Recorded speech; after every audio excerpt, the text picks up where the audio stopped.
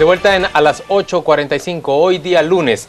Esta segunda conversación tiene que ver con las perspectivas económicas y fiscales para el año 2015, el año que estamos apenas a unos cuantos, 2-3 días de arrancar, de inaugurar.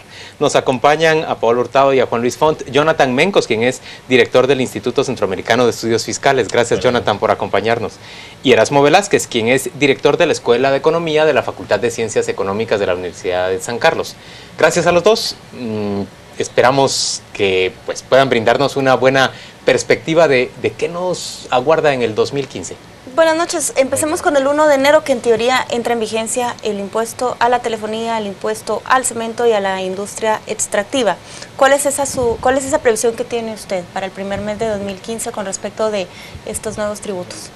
Bueno, seguramente el 1 de enero inicia un año fiscal bastante complejo, no solo por el incremento de impuestos, principalmente impuestos relacionados con el consumo, sino también porque vamos a vivir una ingobernabilidad fiscal en términos de algunos ajustes que habrá que hacer al presupuesto, además de una serie de propuestas para intentar luchar contra la opacidad que quedó aprobada en el Congreso de la República. ¿A qué se refiere con ingobernabilidad fiscal en los ajustes del presupuesto? Bueno, porque es el último presupuesto de este gobierno, un presupuesto que va a entregar incluso más pequeño que el presupuesto que le fue entregado en términos reales, en términos de la actividad económica, un presupuesto que no va a ser capaz de cumplir con las promesas electorales y que en el año 2015 no solo tiene 3 nuevos impuestos que fueron poco discutidos y no tienen un sustento técnico, sino además este es un presupuesto que abre las puertas a una serie de opacidades y de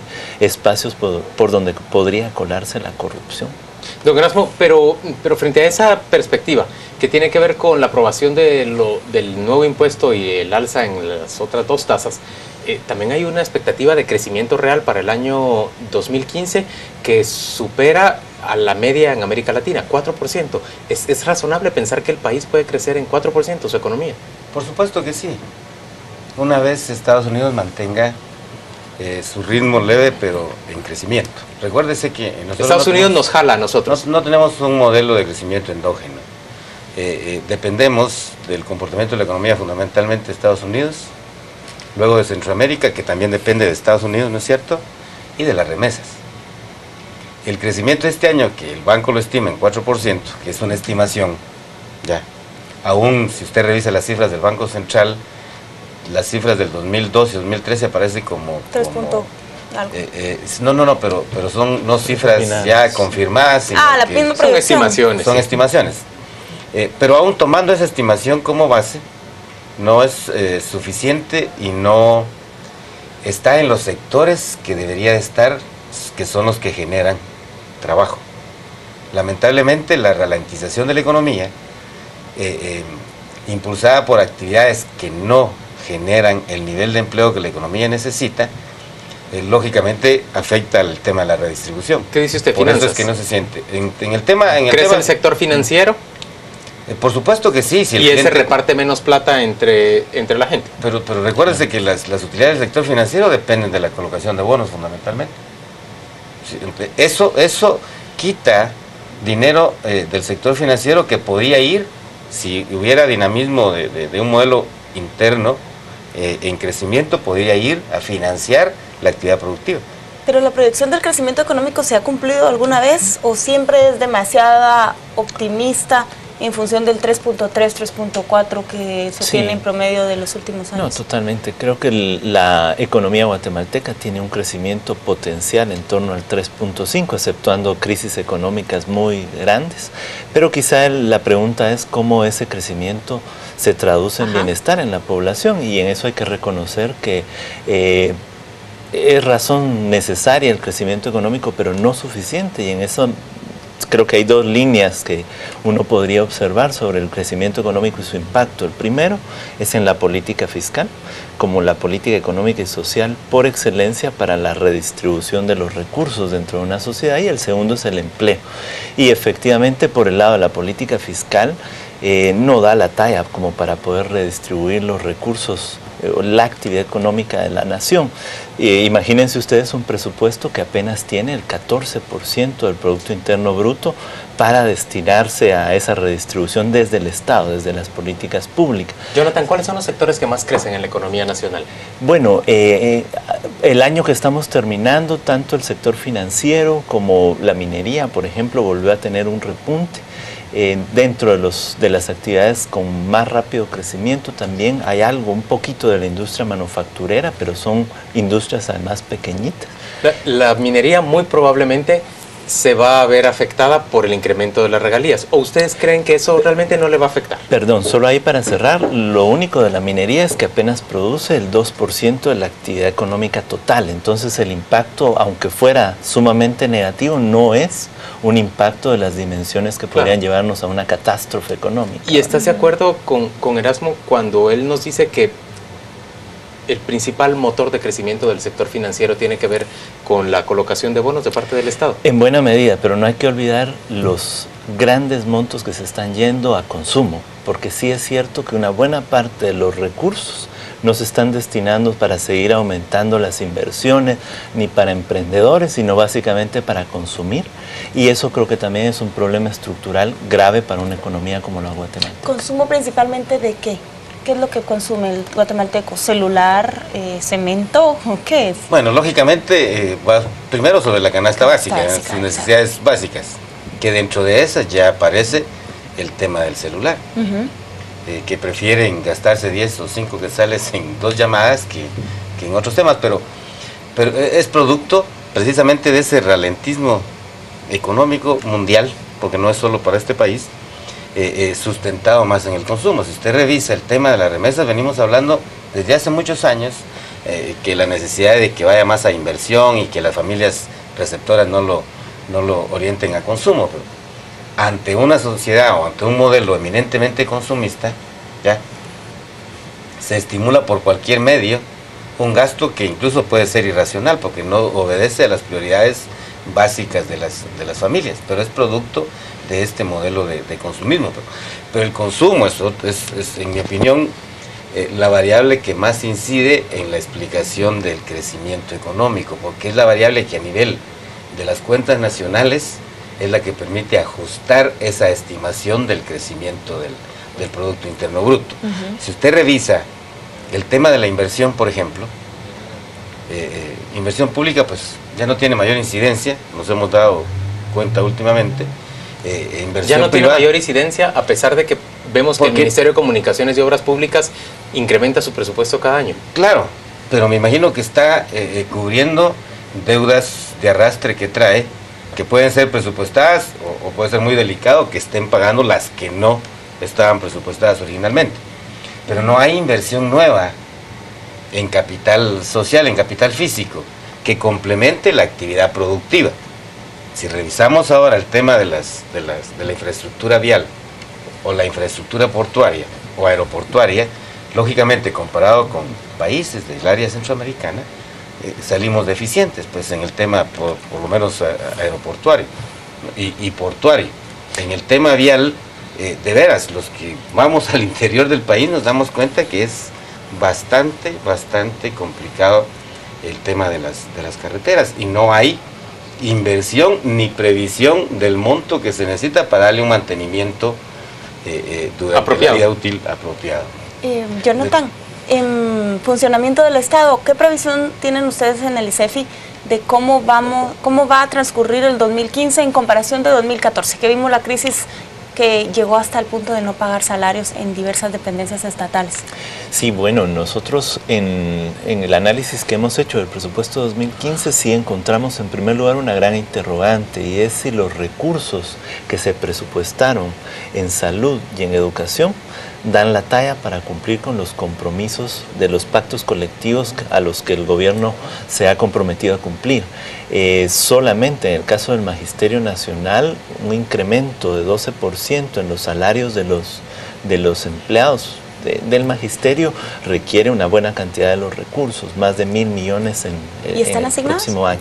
Esa fue la gran pregunta que se hizo mientras se discutía el presupuesto. Incluso enviamos cartas a los jefes de bloque en el Congreso para que salieran de este interrogante preguntándole al Ministerio de Finanzas Públicas, y desafortunadamente sigue siendo una interrogante si los recursos van a dar la talla.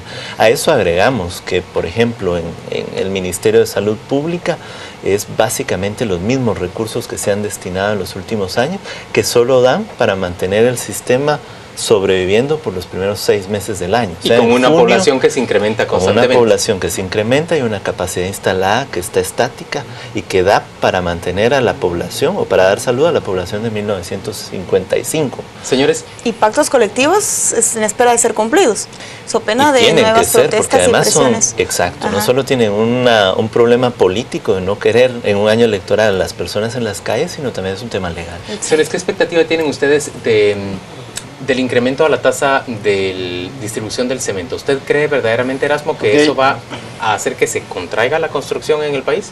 Por supuesto que tiene un efecto negativo. Es decir, pagar 5 quetzales adicionales por cada saco de cemento. 3.50 versus... 3.50 más el 1.50 que estaba, ¿no? Hacia el usuario final, que es el consumidor, pues va a tener que tomarlo de otro. O sea, va a reducir su consumo en otra actividad para poder cubrir ese incremento de 3.50. Lo mismo sucede con el tema de la telefonía. No es que las empresas que trabajan acá este tema vayan a absorber eso, ¿no? Lógicamente lo van a trasladar, independientemente de que hay un problema ahí de fiscalización muy difícil, muy complejo en el tiempo, porque ustedes mismos o nosotros mismos podemos ver realmente si nos están dando el tiempo que estamos pagando o nos dan menos tiempo por llamada. Pero aunque las telefónicas lo que están diciendo es que más que poder trasladarlo, se van a ver obligadas a reducir la oferta a un segmento que era el que pagaba menos. No lo creo, porque con el tema de prepago, es decir, es otro tema que tiene que ver con la parte fiscal. Es decir, el prepago, las tarjetas, el tiempo que dan electrónicamente, trasladarán el IVA ahí que están cobrando en los 10, 20, 50 o 100 quetzales que la población usuaria de la telefonía compra en esas tarjetas o no. Es una buena interrogante en el tema. Es una pregunta al millón que nunca ha sido resuelta. Claro, que no ha sido resuelta. Pero hay una contradicción.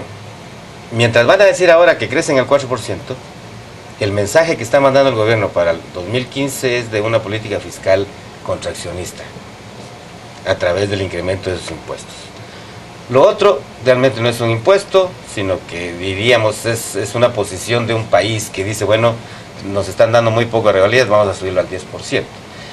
La posición que debería, si fuéramos nosotros nacionalistas, es ser socios. Pues si tú estás poniendo el recurso donde están los minerales, ¿no es cierto?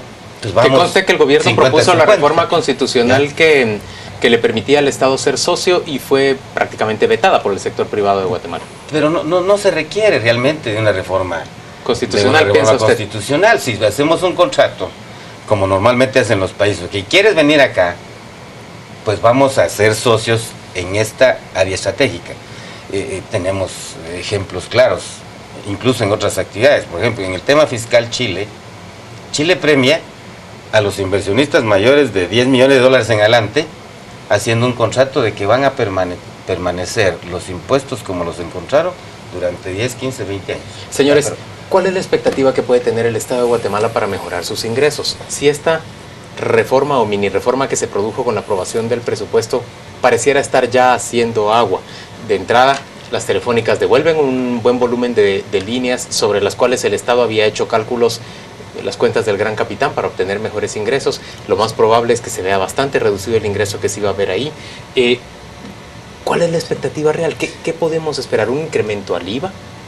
¿Por dónde va? ¿Por dónde va? ¿Por dónde se va a poder financiar mejor el Estado en el siguiente gobierno? Sí, yo creo que seguimos debatiendo sobre una política fiscal que solo da para sobrevivir y no para el desarrollo. Y en el tema de recaudación de impuestos no habrá ninguna reforma que sea efectiva en tanto la administración tributaria, que es la que recauda los impuestos, no cambie y no mejore. Hoy por hoy, y lo decimos quizá en tono caricaturesco, tenemos una administración tributaria que sale de cacería al zoológico. sale a buscar al contribuyente que ya conoce.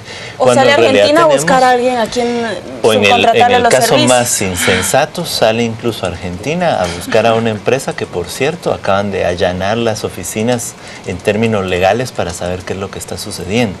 Se requiere mejorar la administración tributaria y eso significa incluso transparentar su quehacer.